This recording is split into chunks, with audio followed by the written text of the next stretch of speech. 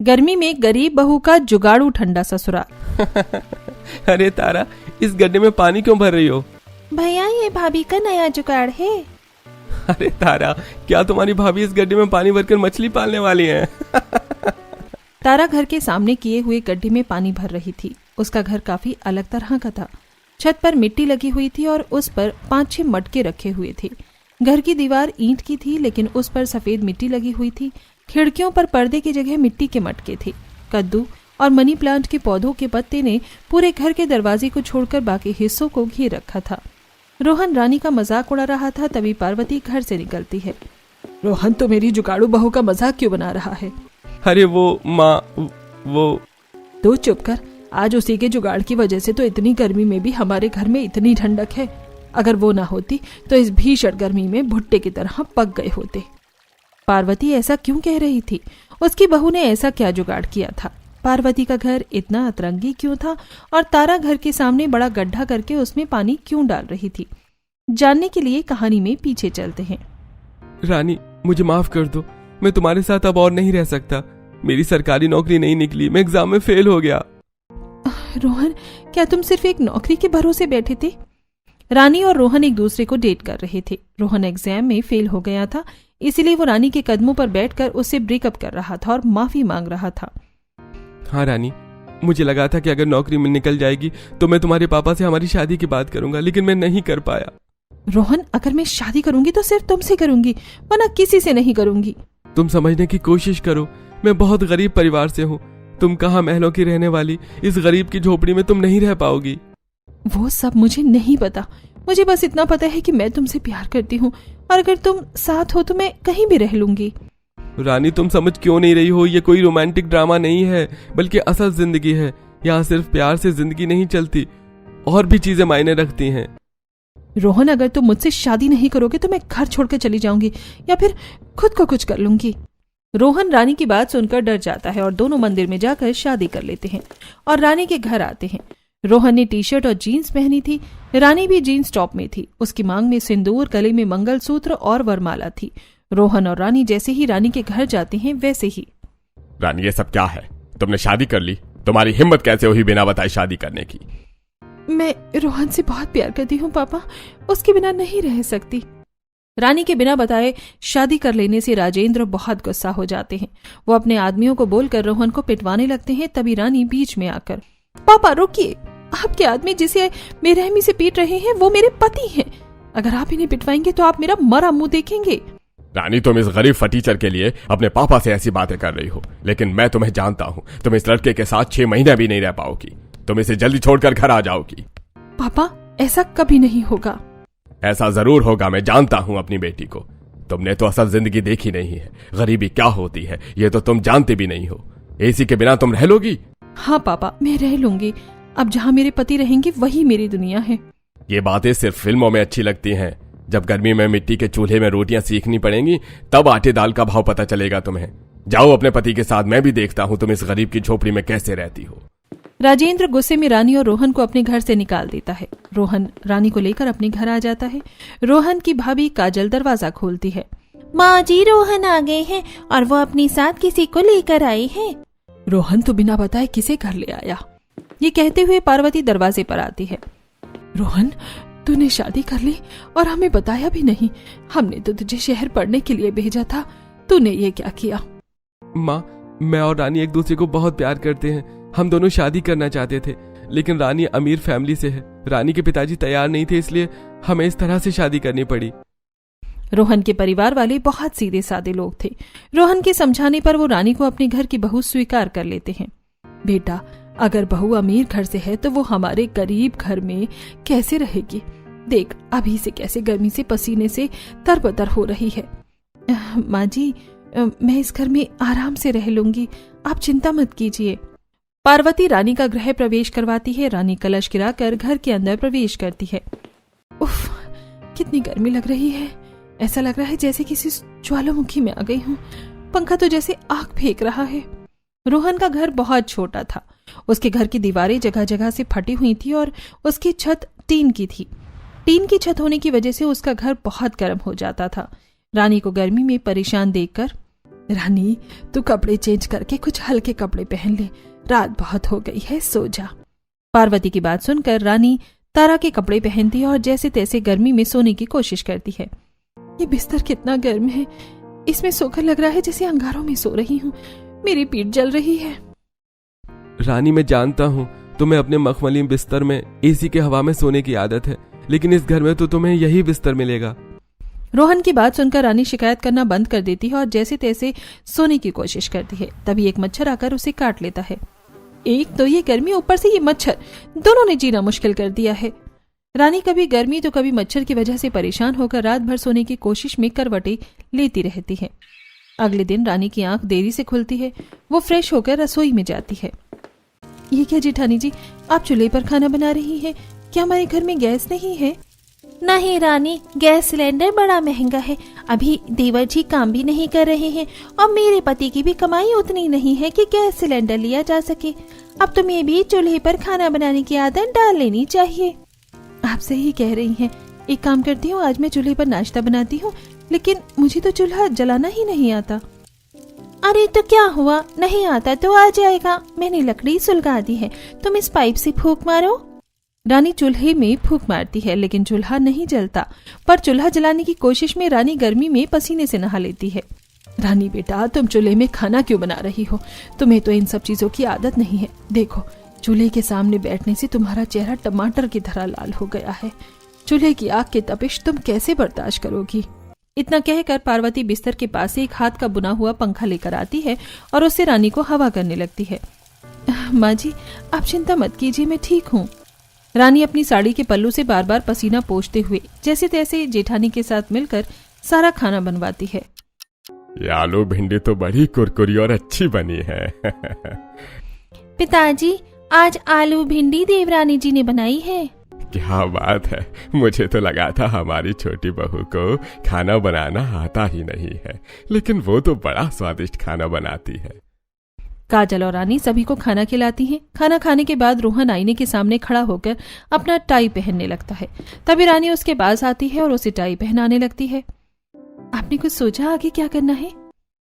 हाँ, मैंने अपने दोस्त से बात की है। उसने मुझे एक डेटा एंट्री जॉब के बारे में बताया है। वहाँ 9 घंटा काम करना पड़ेगा और 10,000 सैलरी है। आज मैं वहीं काम करने जा रहा हूँ।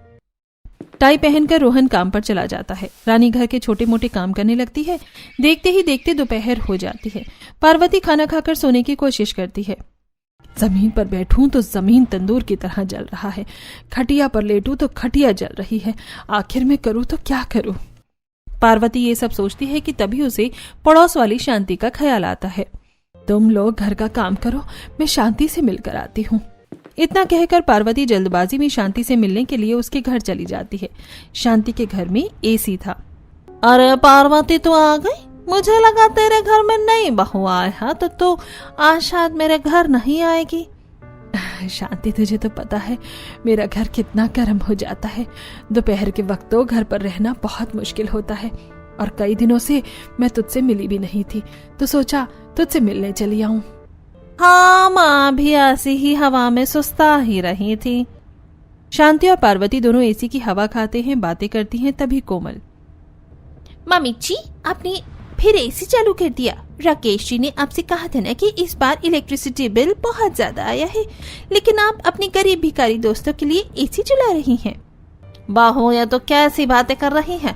पार्वती हमारी पड़ोसी है। पड़ोसी है तो क्या हुआ माँ जी, आप इन्हें सर पर बिठा लेंगी। आपको तो इन्हें जमीन पर बिठाना चाहिए था। इन लोगों की सही जगह वही है। आप मेरे पीहर से आए सोफे पर इन्हें क्यों बैठा रही हैं? शांति की बहू कोमल पार्वती के उसके घर जाने पर काफी खाली कोटी सुनाती है।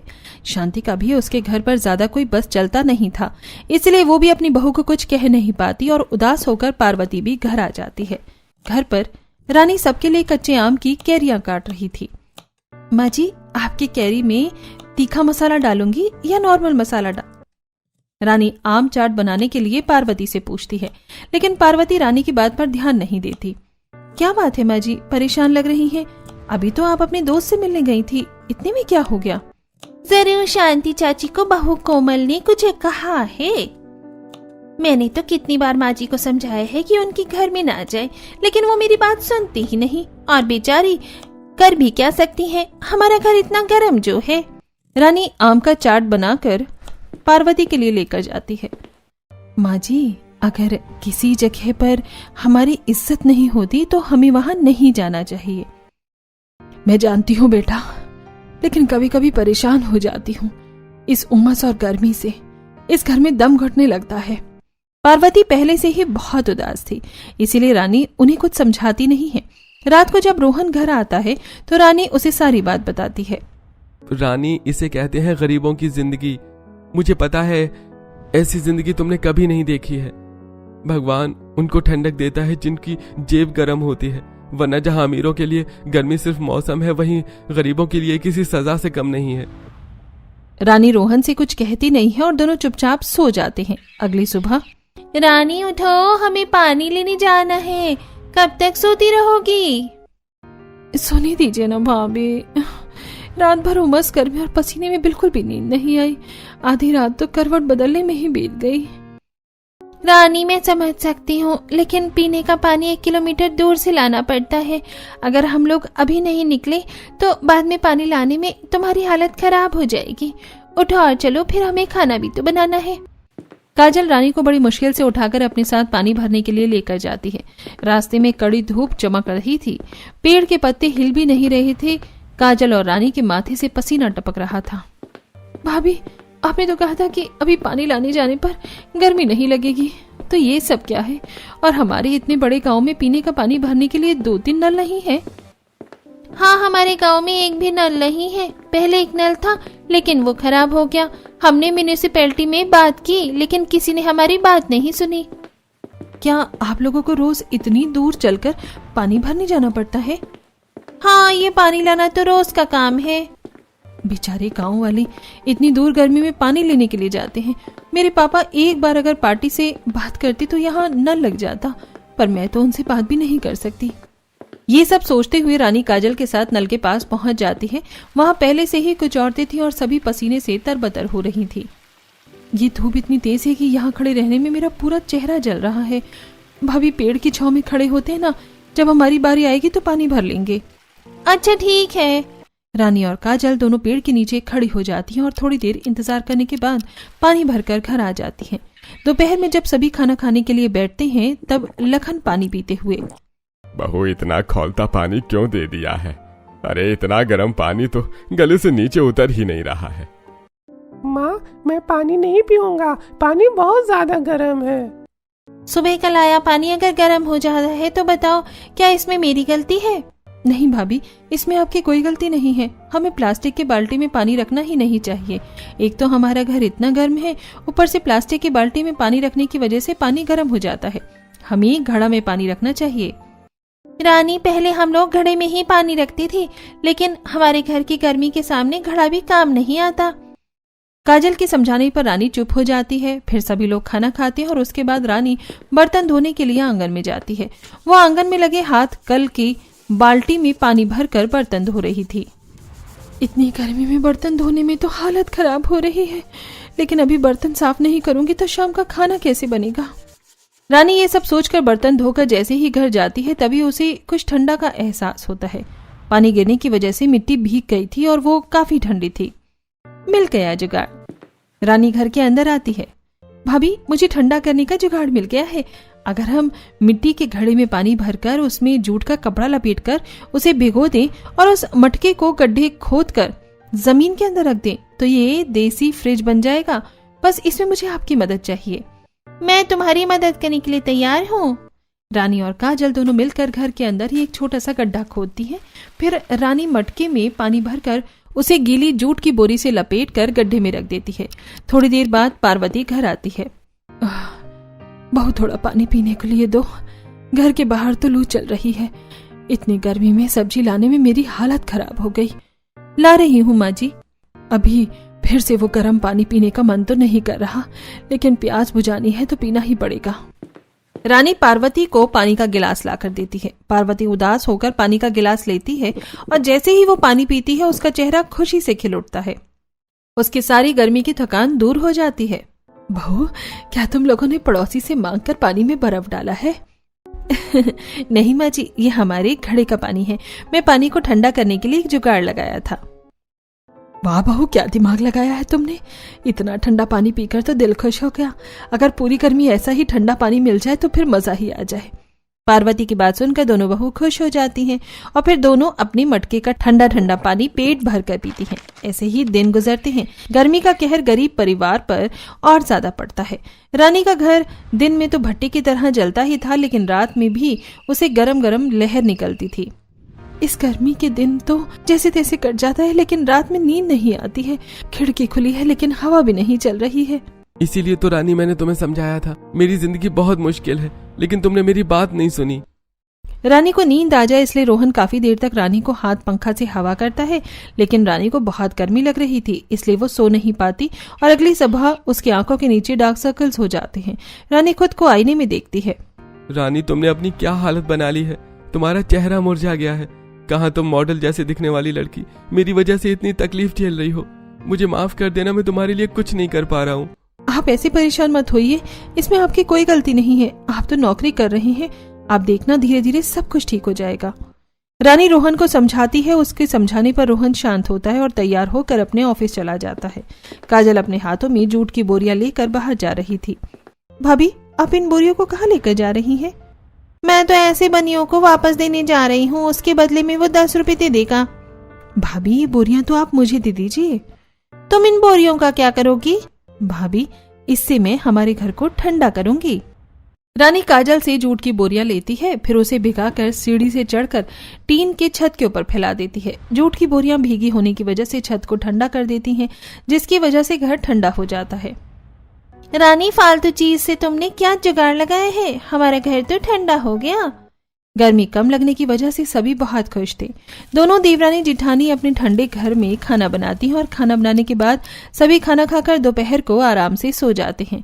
सोकर उठने के बाद, जब से गर्मियों का मौसम शुरू है तब से ये पहली बार है जब मैं आज दोपहर में सोई हूँ। घर गर्म होने की वजह से दोपहर में नींद ही नहीं आती थी। थैंक यू भाभी, इतना अच्छा जुगाड़ करने के लिए। तारा की ये बात सुनकर रानी मुस्कुरा देती है। शाम को भी जब रोहन और विकास घर आते हैं तो काजल उन्हें ठंडा पानी देती है। इसे कहते हैं जिंदगी। काम से थक कर आने के बाद अगर घर ठंडा मिल जाए और ऊपर से ठंडा पानी पीने के लिए मिल जाए तो सारी थकान एकदम से दूर हो जाती है। रानी ने जुगाड़ लगाकर घर और पानी ठंडा किया है। काजल की ये बात सुनकर रोहन रानी को देखकर मुस्कुरा देता है और रानी भी रोहन को मुस्कुराते हुए देखकर खुश हो जाती है। रात में सभी लोग खाना खाते हैं। तब, काजल, तुमने कितनी गर्म रोटियां बनाई हैं। इतनी गर्मी में कोई गर्म रोटी खाता है क्या? और अचानक घर इतना गर्म कैसे हो गया? पहले तो ये ठंडा था। एक तो मैं चूल्हे पर बैठकर आप लोगों को गरम गरम रोटियां बनाकर खिला रही हूँ और आप मुझ पर ही भड़क रहे हैं। झूठ की बोरियां शायद सूख गई होंगी इसलिए गर्मी लग रही है। मुझे बहुत गर्मी लग रही है और इतना मसालेदार खाना खाने का मन नहीं कर रहा है। तुम मुझे दही दे दो, मैं दही रोटी खा लूंगा। बेटा, एक तो इतनी गर्मी है, ऊपर से तू अपना पारा क्यों हाई कर रहा है? इससे तुझे और गर्मी लगेगी। पार्वती के समझाने पर विकास शांत होता है और चुपचाप खाना खाता है। खाना खाने के बाद सभी सोने के लिए चले जाते हैं तो गर्मी की वजह से किसी को नींद नहीं आती है। अगली सुबह जब काजल और रानी पानी भरने के लिए जाती हैं तभी काजल को चक्कर आने लगता है। भाभी, आप ठीक तो है ना? रानी, मैं तो ठीक हूँ, लेकिन वो कल रात बहुत ज्यादा गर्मी थी और आज सुबह सुबह गर्मी है ना, इसलिए शायद चक्कर आ गया होगा। भाभी, आप घास पर बैठिए, आपको आराम मिलेगा। काजल घास पर थोड़ी देर बैठती है तो उसे अच्छा लगता है। काजल के साथ रानी भी घास में बैठ जाती है। घास में बैठकर रानी को आइडिया आता है। भाभी, ये घास कितनी ठंडी है, अगर हम लोग इससे चटाई बना लें तो हमें रात में गर्म बिस्तर में सोना नहीं पड़ेगा। आइडिया तो तुम्हारा बहुत अच्छा है। कुछ देर घास में बैठकर ही मेरी तबीयत ठीक हो गई, लेकिन हम लोग घास को लेकर घर कैसे जाएंगे? हमारे पास तो कोई चीज भी नहीं है जिसमें हम घास रख सके। रानी और काजल यहाँ वहां देखती हैं तो उन्हें पास में कुछ प्लास्टिक फेंके हुए मिलते हैं। लोग यहाँ वहां प्लास्टिक फेंक देते हैं, लेकिन आज यही प्लास्टिक हमारी बहुत काम आने वाली है। रानी और काजल दोनों प्लास्टिक उठाती हैं और प्लास्टिक में ढेर सारा घास भर देती हैं। घास बढ़ाने के बाद दोनों पानी भरती हैं और फिर अपने घर आ जाती हैं। तुम दोनों अभी तक तो पानी लेकर आई हो, आराम करने की जगह घास के साथ क्या कर रही हो बरामदे में बैठकर? माँ जी, हम लोग घास की चटाई बना रहे हैं। घास बहुत ठंडी होती है, अगर हम लोग रात में इनकी चटाई पर सोएंगे तो हमें ज्यादा गर्मी नहीं लगेगी। ऐसी बात है तो मैं भी तुम्हारी मदद करती हूँ। तीनों सास बहू मिलकर घास की चटाई बनाती हैं। इसी वजह से घंटों का काम मिनटों में हो जाता है और बहुत अच्छी घास की चटाई बन जाती है। ये घास की चटाई तो काफी ठंडी है, इस पर हम लोग आराम से सो पाएंगे। दोपहर के समय सभी औरतें और रौनक खाना खाकर घास की चटाई में सो जाते हैं।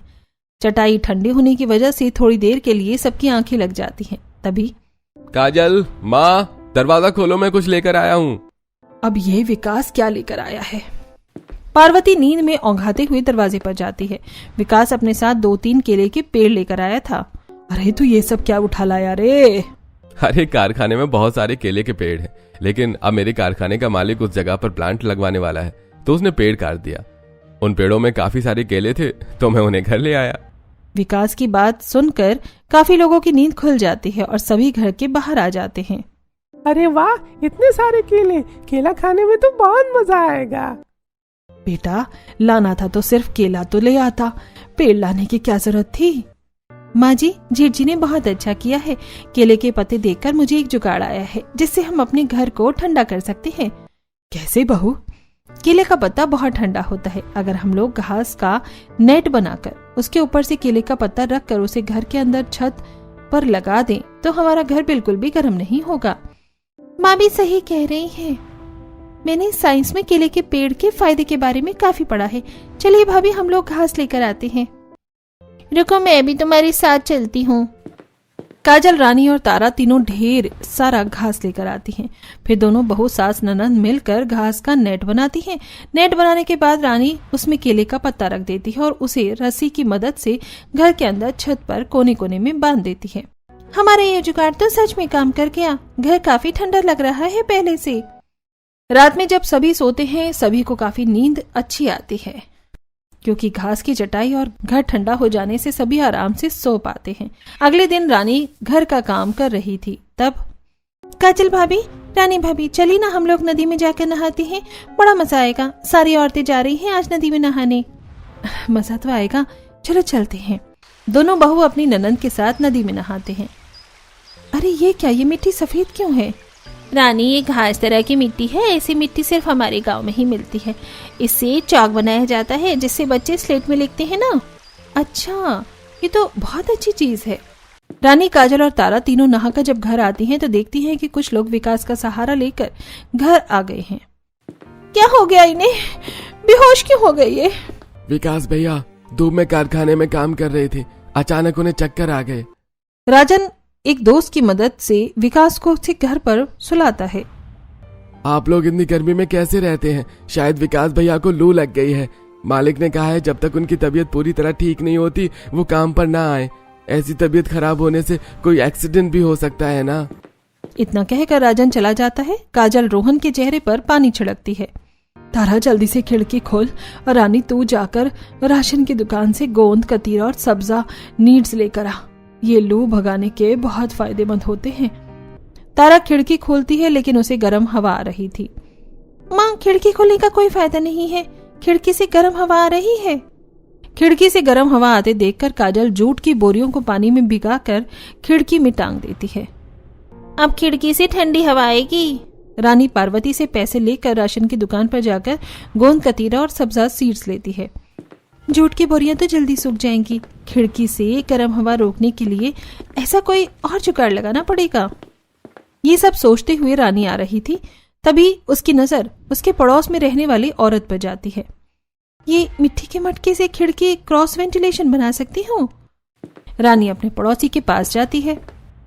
चाची, क्या आप मुझे कुछ टूटे हुए मटके दे सकती हैं? हाँ बेटा, वहाँ टूटे हुए मटके रखे हैं, तुझे जितने मटके चाहिए तू ले जा। वैसे भी तू पार्वती की बहू है, उसकी बहू तो मतलब मेरी बहू। रानी अपने साथ 5-6 मिट्टी के मटके लेकर आ जाती है। बहू, मैंने तुझे सामान लाने के लिए भेजा था और तुम ये मटके क्यों लेकर आई हो? माँ जी, खिड़की से गर्म हवा रोकने के लिए ये मटके लेकर आई हूँ। रानी गोंद, कतीरा और सब्जा सीड्स को काजल को देती है। काजल उसमें शरबत बनाकर विकास को पिलाता है। वहीं रानी छेनी, हथौड़ी लेकर खिड़की को किनारे किनारे से तोड़ती हैं। फिर मिट्टी के मटके के पीछे वाले हिस्सों को तोड़कर उसके ऊपर एक खिड़की पर लगा देती हैं। वो मटके के मुंह को अंदर और नोच वाले हिस्से को बाहर दिखाती हैं और मटका के बीच में मिट्टी भर देती हैं। भाभी, ये मिट्टी कहाँ से आई? ये मिट्टी तो मैं विमला चाची के घर से लाई हूँ, पर हमारी नदी की ही मिट्टी है। रानी मिट्टी लगाकर अच्छे से खिड़की में मटका फिट कर देती है। रानी जैसे ही खिड़की के पास से हटती है, खिड़की से ठंडी ठंडी हवा आने लगती है। खिड़की से इतनी ठंडी हवा आ रही है, बस अब किसी तरह अगर हमारा घर ठंडा हो जाए तो हमारी सारी मुसीबतें दूर हो जाएंगी। रानी भाभी, मैंने सुना है सफेद मिट्टी बहुत ठंडी होती है। आप खिड़की में लगाने से वो इतनी ठंडी हवा दे सकती है, तो अगर हम ये मिट्टी घर में लगा दी तो पूरा घर ठंडा हो जाएगा। मेरी ननद तो काफी होनहार है, क्या आइडिया दिया है तुमने। चलो नदी के पास से मिट्टी लेकर चलते हैं। भाभी, आप भी हमारे साथ चलिए, काम जल्दी हो जाएगा। तीनों नदी के किनारे कुदाल और लोहे का गमला लेकर जाती हैं। नदी के किनारे ठंडी हवा चल रही थी, लेकिन धूप बहुत तेज थी। इतनी कड़ी धूप में मिट्टी खोदने में तो हमारी हालत खराब हो जाएगी। तारा, ये बस एक बार की मेहनत है। एक बार ये जुगाड़ काम आ जाए तो फिर हमारा घर बर्फ की तरह ठंडा हो जाएगा, इसलिए हिम्मत मत हारो। तीनों मिलकर कड़ी धूप में नदी के किनारे से मिट्टी निकालकर गमले में रखती हैं और फिर गमले को उठाकर सर पर रखकर घर ले जाती हैं। धूप में मिट्टी लाकर तुम लोग थक गई होगी। एक काम करो, पहले गोंद कतीरा का शरबत पी लो, फिर बाकी का काम कर लेना। तीनों शरबत पीती हैं और फिर पूरे घर को मिट्टी लगाना शुरू करती हैं। तारा और काजल मिलकर घर के दीवारों में मिट्टी लगाती हैं और रानी छत पर मिट्टी की मोटी मोटी लेयर लगाती है। शाम तक तीनों अपना काम खत्म कर लेती हैं। रानी छत के ऊपर 7-8 मटके में पानी भरकर उसे केले के पत्ते से बांधकर उसमें छोटा सा छेद करके छत के ऊपर रख देती है। ये क्या कर रही हो? इस तरह मिट्टी ठंडी रहेगी। काम खत्म करके सभी नीचे जाती हैं। वो बचे हुए मटके में कद्दू के बीज और मनी प्लांट लगाती हैं। हर दिन रानी पौधों में पानी देती है, जिससे उनके बेल निकल आती है और वो दीवार पर फैल जाती है। राहुल के ससुराल के लोग उसे जुगाड़ से बहुत खुश थे। घर तो सचमुच बहुत ठंडा हो गया है। जुग जुग जियो मेरी बच्ची। रात में रोहन जब घर आता है तो खुशी से रानी को गले लगा लेता है। रानी, मुझे माफ कर दो। मैंने कभी तुम्हारे प्यार को नहीं समझा। हमेशा तुम्हें यही कहा कि तुम इस गरीबी में कैसे रहोगी, लेकिन मैं गलत था। मुझे मेरी गलती समझ आ गई। प्यार सच्चा हो तो इंसान कहीं भी रह सकता है। क्या कर रहे हो जी? छोड़ो, सब देख लेंगे। रानी, तुम्हें पता है मेरे दोस्त की अभी शादी हुई। वो भी हमारी तरह गरीब है और उसकी शादी गरीब घर की लड़की से हुई। लेकिन शादी के 1 हफ्ते बाद ही वो मेरे दोस्त को छोड़ के चली गई। लेकिन तुमने मेरा साथ कभी नहीं छोड़ा, उल्टा तुमने मेरे गरीब खाने को ठंडा कर दिया। रोहन की बातें सुनकर रानी मुस्कुरा देती है। तभी भैया, क्या कर रहे हो आप? पिताजी देख रहे हैं। पिताजी का नाम सुनकर रोहन जल्दी से रानी को छोड़ देता है और सभी उस पर हंसने लगते हैं। रात में रोहन जब टी-शर्ट खोलकर सोने के लिए जाता है तब, ये आपके पीठ में क्या हुआ है जी? पता नहीं क्या हुआ है, बहुत खुजली हो रही है। शायद ये गर्मी में ऑफिस में इतनी देर बैठने की वजह से हुआ है। इतना कहकर रोहन सो जाता है। अगली सुबह रानी जल्दी उठकर बाहर से नीम का पत्ता तोड़ कर लाती है और फिर उसे पीसकर रोहन की पीठ पर लगाती है, जिससे उसे आराम मिलता है। रोहन थोड़ी देर बाद ऑफिस चला जाता है। दोपहर में तारा रौनक को जबरदस्ती हाथ पकड़कर उसे बाहर ले जाती है। रौनक, अब बहुत हो गया, अब नहा लो। मैं नहीं नहाऊंगा, पानी गर्म है। तारा, रौनक को नदी ले जाकर वहां नहला दो। भाभी, नदी किनारे बच्चों को तो ले जाना ठीक नहीं है और रौनक तो बहुत शरारती है। ऐसा है तो हमें रौनक के लिए घर पर ही नहाने का जुगाड़ करना पड़ेगा। मैं और जेठानी जी यहाँ गड्ढा खोदकर और तुम्हें पानी डालना है इसमें। रानी और काजल मिलकर घर के आंगन में साइड में गड्ढा खोदती हैं और तारा उसे में पानी डालती है। तभी रोहन आज ऑफिस से जल्दी घर आ जाता है और रानी का मजाक उड़ाता है। अरे तारा, इस गड्ढे में पानी क्यों भर रही हो? भैया, ये भाभी का नया जुगाड़ है। तारा, क्या तुम्हारी भाभी इस गड्ढे में पानी भरकर मछली पालने वाली है? तू चुप कर। आज उसी के जुगाड़ की वजह से तो इतनी गर्मी में भी हमारे घर में इतनी ठंडक है। अगर वो ना होती तो इस भीषण गर्मी में भुट्टे की तरह पक गए होते हम। सॉरी माँ, मुझे माफ कर दो। मैं आपकी बहू का मजाक नहीं उड़ाऊंगा। रोहन फ्रेश होने के लिए घर में जाता है और काजल, तारा, रानी और रौनक अपने देसी स्विमिंग पूल में नहाते हैं।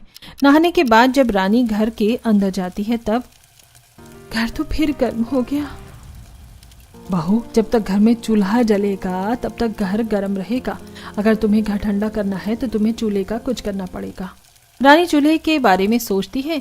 ऐसे ही 1-2 दिन गुजरते हैं। एक दिन रानी कबाड़ की दुकान से पाइप लेकर आती है और चूल्हे की साइड वाली दीवार में छेद करके उसमें पाइप लगा देती है, जिससे चूल्हे से निकलने वाला सारा धुआं घर के बाहर चला जाता है। रानी का घर पूरी तरह से ठंडा हो चुका था। लेकिन बहू, एक निवाला और खा ले। अरे माँ जी, नहीं, पेट भर गया। रानी बेटा। अपने पापा की आवाज सुनकर जल्दी से वो बाहर आ जाती है। पापा, अंदर आइए ना। रानी अपनी मम्मी पापा को लेकर घर के अंदर आती है। रानी का ठंडा ठंडा ससुराल देखकर उसके घर वाले चौंक जाते हैं। रानी उन्हें ठंडा शरबत लाकर देती है। बेटा, तुम्हारे पापा को तुम्हारी बहुत याद आ रही थी, इसलिए मैं उन्हें लेकर आ गई हूँ। बेटा, मैंने तो सोचा था कि तुम गर्मी में पता नहीं कैसे जी रही होगी, लेकिन तुम्हारा घर तो ठंडा है। समधी जी, ये सब आपकी बेटी ने ही किया है। उसने अपने जुगाड़ से हमारी मिट्टी जैसे गर्म घर को अपना ठंडा ससुराल बनाया है। आपकी बेटी बहुत अच्छी है। मुझे माफ करना रानी, मैं तुम्हें समझने में गलती कर दी। मुझे लगा था कि तुम रोहन के साथ नहीं रह पाओगी, लेकिन तुमने मुझे गलत साबित कर दिया। तुमने सही कहा था, प्यार सच्चा हो तो सब कुछ मुमकिन है। मुझे तुम पर नाज है बेटी। राजेंद्र की बात सुनकर रानी बहुत खुश होती है और अपने पिता को गले लगा लेती है। रानी के पिता उससे मिलने के बाद अपने घर चले जाते हैं और रानी अपनी ठंडी ससुराल में खुशी से रहती है।